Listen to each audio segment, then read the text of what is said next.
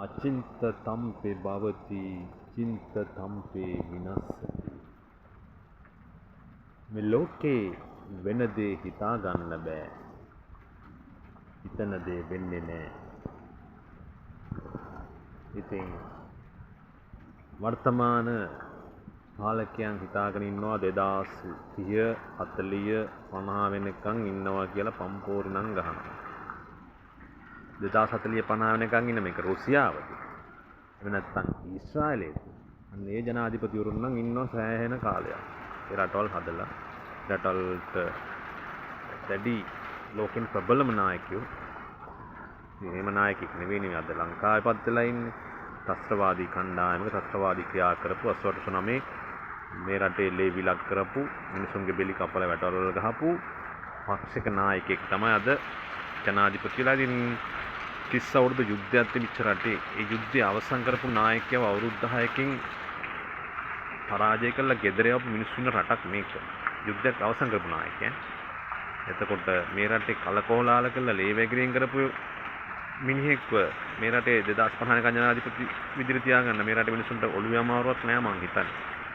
දැනට නෑ මං හිතන්නේ නැත්නම් ටික ඒ කාලේ තිබිලා තියෙන එකනේ පත් කළා තියෙන්නේ. ඒ වගේ මිනිස්සෙක්ව නේද? ඉතින් මට ඇහෙන දේවල් තමයි මිනිස්සු නම් කියනවා මුන්ටත් බෑ වගේ එකක් තමයි කී දැන් දීපු අයම කියනවා. මුන්ටත් මේ රට හදන්න බෑ.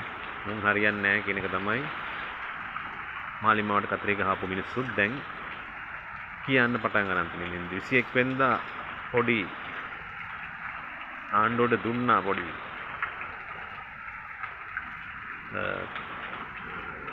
තට්ටුවක්. නමුත් උන් ඒව ගණන් ගන්නෑ. අර සමහර ලෙඩ තියෙනවා එංගේ තියෙනවා ඒක එංගි පොඩ පෙන්නනවා හැබැයි ගණන් ගන්නෑ. දන්නේම නැතුව මැරලා යනවා. අන්තිමට කියනවා කැන්සර් එකක් කියලා. කැන්සර් එකකින් මැරුණේ කියලා. ඒ වගේ තමයි මේ ආණ්ඩුවත් ඉංගියක් දුන්නා 21 වෙනිදා. ජනතාවට දුන්න පොරොන්දු ඉටු කරන්න, බදු බර අඩු කරන්න, ලුණු ගොවියට ඔවුන්ගේ නිෂ්පාදනය කරන ගන්න ක්‍රමවේදයක් හදන්න, වී ගොවියට තමන්ගේ වී ටික විකුණ ගන්න ක්‍රමවේදයක් හදන්න, හාල් පිටරටින් ගේන්න ජනාධිපති කෙනෙක් ඕනද කියලා අහපු ඕන මුදලාලි කෙනෙක්ට පුළුවන් ජනාධිපතිකම නෙවෙයි හාල් ටික පිටරටින් ගේන්න නම් ජනාධිපති කෙනෙක් ඕනද කියලා අහලා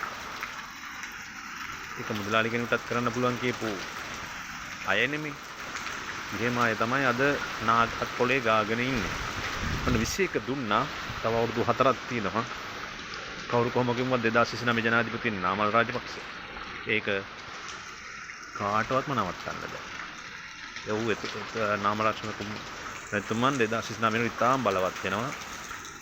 ඉතින් ඔහුට තමයි ඊළඟ ඔහු කිසිම 2029 කියන්නේ ඔහුට අවුරුදු 44ක්.